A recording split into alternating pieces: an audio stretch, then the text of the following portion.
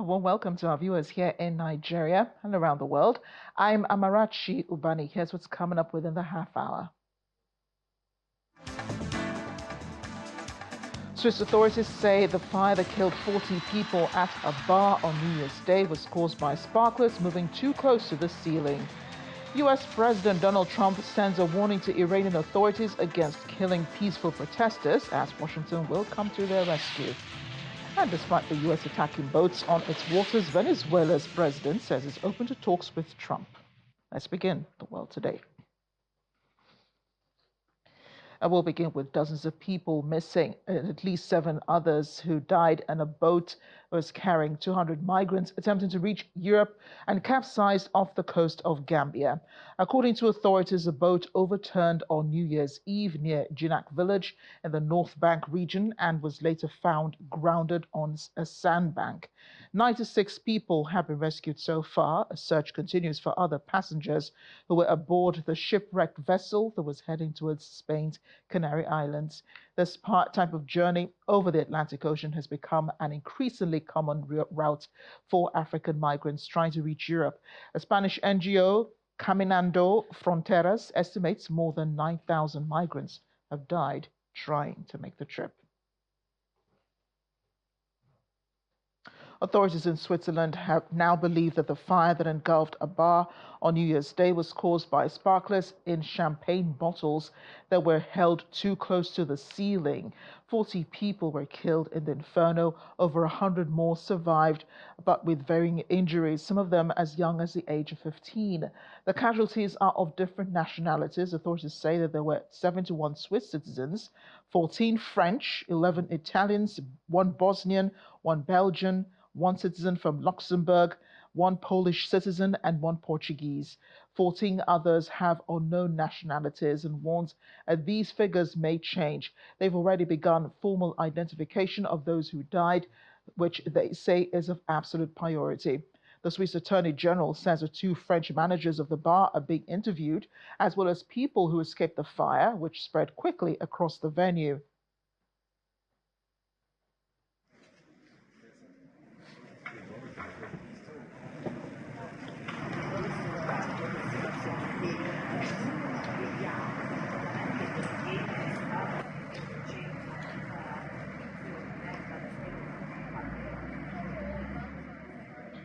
In the meantime, a ceremony is being planned for Friday, January 9th in Crans, Montana, providing an opportunity for people to come together to meet as a community to live this national mourning together. A book of condolences will also be put online from Saturday for anyone who wants to share a message to support those who've been impacted by the fire.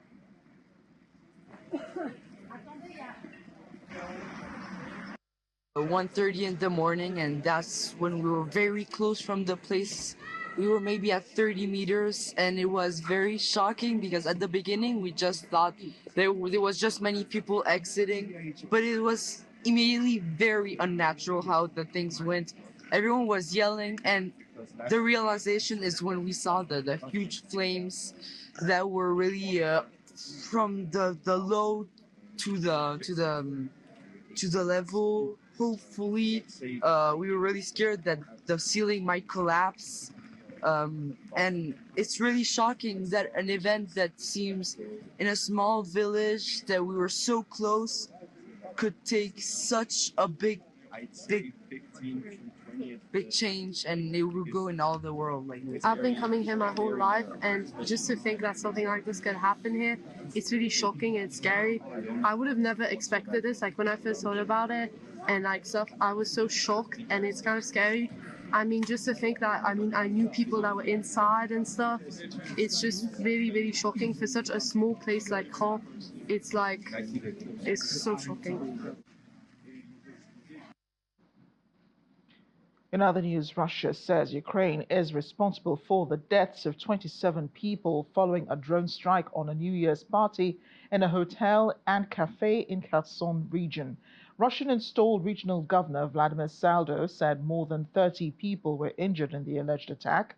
which he said happened in the village of Koili on the Black Sea. Saldo says he personally informed President Vladimir Putin of the attack. Ukraine is yet to comment on the accusation, but says it will not directly respond to sources of information such as claims from governors of occupied regions. It did, however, say it adheres to the norms of international humanitarian law and conducts strikes exclusively against military targets. The UN Human Rights Monitoring Mission in Ukraine said it was aware of the alleged attack and added it would verify the reported civilian harm and report on its findings in future reports. A health crisis is brewing in Bagirapura area of Indore in India. It involves contaminated water that killed more than 14 people and left over 150 more hospitalized. It's a rare occurrence in a state said to be one of India's cleanest. Investigations suggest broken pipes running alongside sewage lines allow dirty water to mix directly into the drinking supply. Indore draws its water from the river Narmada through pipelines. Residents complained of falling sick despite consuming boiling water, with houses in the neighborhood left empty as hospital wards began to fill. For the past 5 days, health workers, politicians, and municipal officials have been visiting Bagirapura, with local municipal authorities supplying filtered water until the issue is resolved.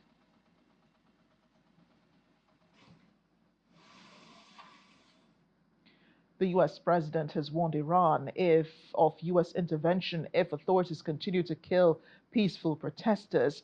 In a post on his Truth Social, President Donald Trump said, if Iran shoots and violently kills peaceful protesters, which is their custom, the United States of America will come to their rescue. A senior advisor to Iran's supreme leader, the Ayatollah Ali Khamenei, responded by saying Trump should be careful if he intervened, warning of potential chaos across the Middle East. At least 6 people are reported to have been killed in Iran on Thursday after almost a week of mass protests was sparked by worsening economic conditions. Trump did not specify what action Washington could take against the Iranian authorities, but back in June, the U.S. carried out strikes against Iran's nuclear sites on Trump's borders.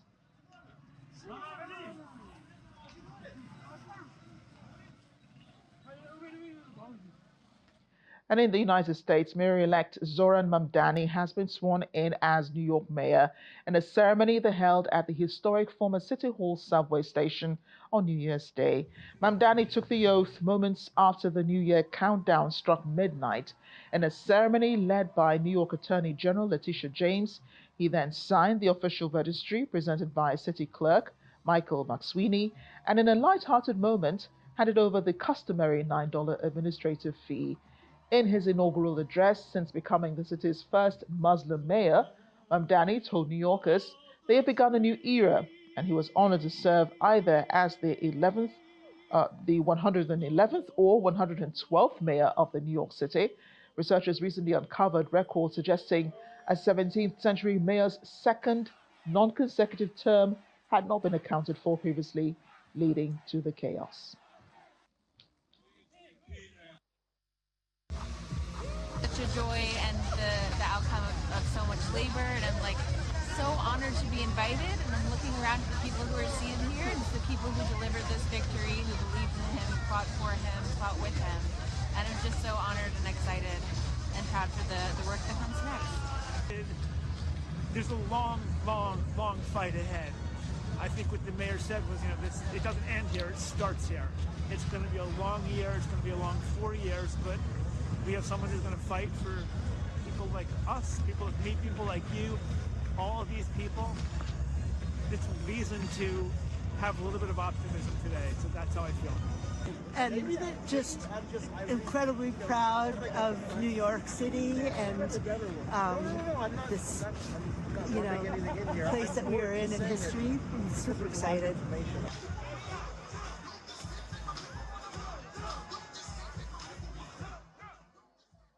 New Yorkers giving their opinion of the new mayor. Let's make a brief stopover in Lagos now, where wife of the state governor, Dr. Ibijoke Sanwo-Olu, has announced support for babies born on New Year's Day in Ibeju-Lekki, Imota, and Bagada General Hospitals with cash gifts and necessary baby items to help them nurse their babies. Dr. Ibijoke Sanwo-Olu visited all three hospitals. She said the birth of a child is profoundly symbolic and reassures us that our heritage, values, and dreams are being carried forward to the next generation. The goodwill and support continued with the Chief of Staff to the President, Mr. Femi Gbajabiamila, offering the families with cash gifts of over 50 million naira. The new year comes with a lot of firsts, and new babies born in 2026 are not an exception. New mothers in Ibeju-Lekki General Hospital in Lagos are grateful to God for the successful journey of 9 months, the privilege to carry their babies on the 1st of January 2026. Baby Oluwadare, a boy, is the first delivery at Ibeju-Lekki General Hospital, weighing 2.9 kg as he is welcomed into the world.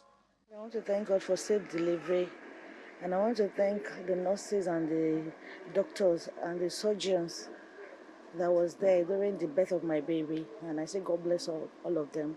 And a baby girl born to Mr. and Mrs. Olatunji at 12:05 a.m. is being closely monitored at the intensive care unit. The doctor was saying CS, but we will say we cancel every form of CS, that she will give birth by herself, because the person that gave birth to her was not by operation, and me also. So definitely our babies also, there won't be operation, and it was a miracle. Lagos State senior officials, led by the wife of the governor, Dr. Ibijoke Sanwo-Olu, are here to support the parents of the New Year babies. The Ministry of Health has continued to ensure that our residents have access to quality and affordable healthcare services through the implementation of the Lagos State Health Insurance Scheme.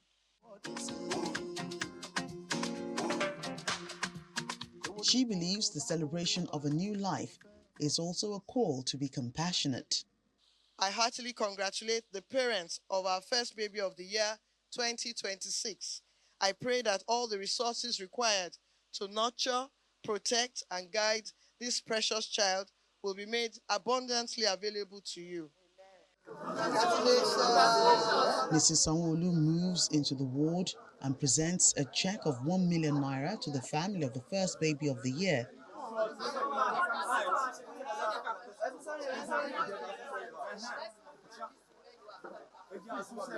Next stop is Imota General Hospital, where the delivery of baby Adegeye, the first male child of the family, took place at 2:45 a.m., weighing 3.45 kg. This is my first male child. I'm a father of, I already have 3 girls. Dr. Sanwo-Olu and her team also present gift items to the new mothers.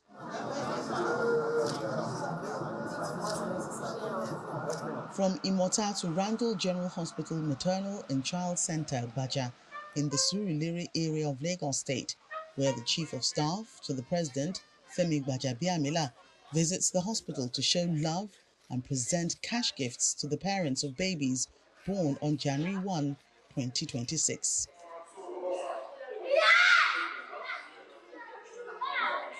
He also presents checks of 53 million naira to patients across several hospitals, to those who cannot afford their medical bills. 8,678,500 naira for the treatment of 33 patients.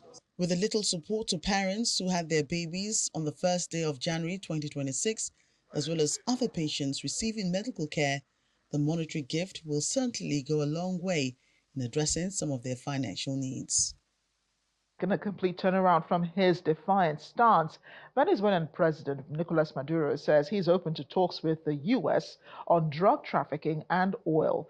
He was saying this in an interview with Venezuelan state TV. He, however, evaded a question about a statement by President Donald Trump that the U.S. had hit a docking facility in Venezuela, the first such attack inside the country reportedly carried out by the CIA. U.S. forces have been hitting vessels they suspect of smuggling narcotics through the Caribbean and Eastern Pacific for the past 3 months. In total, there have been more than 30 strikes on vessels as part of the Trump administration's war on drugs, with more than 110 people killed since the U.S. carried out its first attack on a boat in international waters on September 2nd. The latest attack came on Wednesday when 2 boats alleged to be carrying drugs were struck, killing 5 people on board, according to the U.S. military.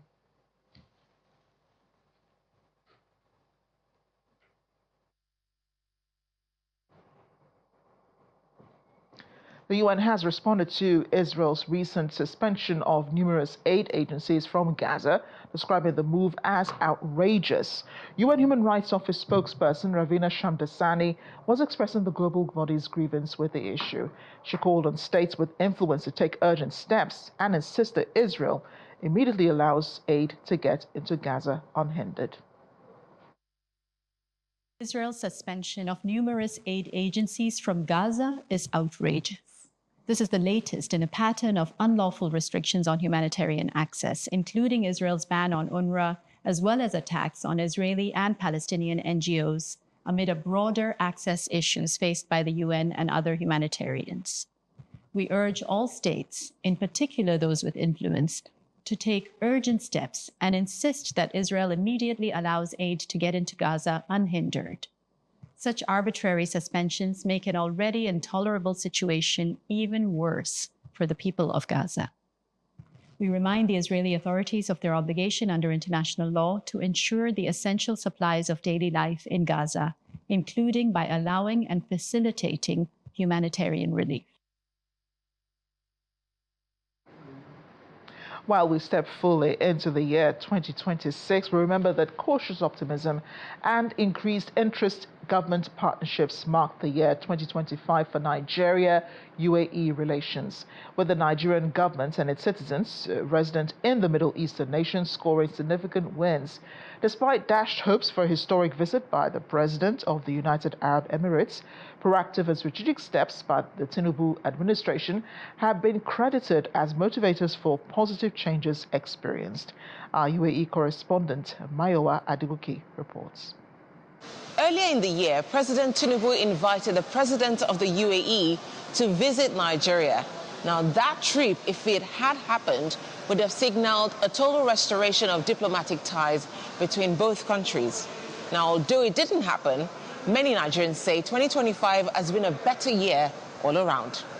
Things are getting much better for Nigerians in the UAE. Like with the visa issues, things are a lot more lenient. A lot more people who didn't have, visas previously are now able to get visas. They're able to get jobs, especially the ladies. And if you work in the education sector like I do, things are a lot more lenient, and we're grateful for that. The engagements of government to UAE, it's much, much better. I've seen the president come in twice. I want to understand the fact that there's a way forward. Emirates starting flights is another good thing that happened. I can speak for myself and also for those who are close to me in terms of people are still changing jobs, people are getting new opportunities, and it's been awesome. Following in the footsteps of President Tinubu, Nigerian ministers in charge of youth, as well as art, culture and tourism, have in separate engagements secured strategic partnerships to boost Nigeria's economy. While UAE's digital school is expected to support the Nigerian Youth Academy, Minister of Art, Culture, Tourism and Creative Economy, Hannatu Musa Musawa, says UAE investors will partner on 3 projects: Cocoa Beach Resort in Lagos, a cultural center in Abuja, and the planned establishment of a Rotana Hotel in either Abuja or Lagos. Meanwhile, UAE's ambassador to Nigeria has also pledged support for Nigeria's war on drug trafficking. But Nigeria is yet to have its own ambassador in the UAE, which critics have pointed out. There's been a gap ever since we don't have an ambassador for more than 2 years now. And I personally believe that when we have an ambassador, and a good one at that understands the job and is ready to work, there will be a great difference between what we have currently and what the ambassador will bring on board. With the steps made already in 2025, Nigerians in the UAE look forward to a more exciting and more positive new year. From Dubai in the United Arab Emirates, Maya Wadegoke for Channels Television News. People around the world are still reliving the celebrations that took place on January 1st as they ushered in the year 2026. There was a lot of fireworks, displays, and pyrotechnics that seemed even bigger than there was last year. Let's begin in neighboring Ghana, where the capital city Accra hosted the vibrant Countdown to Africa event at Black Star Square, bringing together Ghanaians, diaspora members, and visitors to celebrate the start of 2026. Amidst the fireworks in the background, people danced and celebrated entering 2026.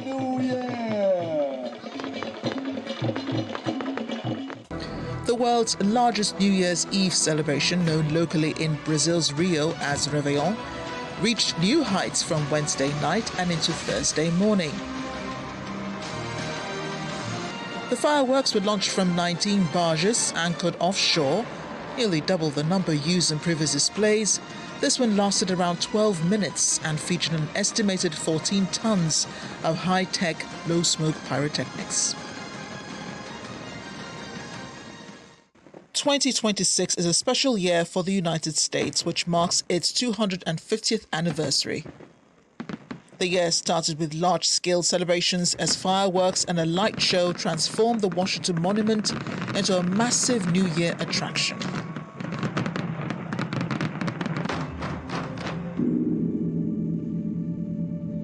Beijing ushered in the new year with a high-tech celebration, linking centuries of history with modern innovation as a live performance connected the iconic Dazhong Temple with the Great Wall. Large crowds cheered as a massive drum ensemble delivered a high-energy performance titled Galloping Horses, a routine intended to symbolize energy, momentum, and progress in the year ahead.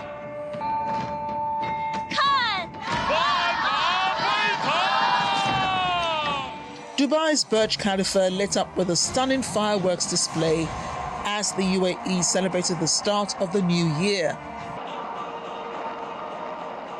Perhaps the most iconic spectacle of all is the display at the Sheikh Zayed Festival in the Al Watba area of Abu Dhabi.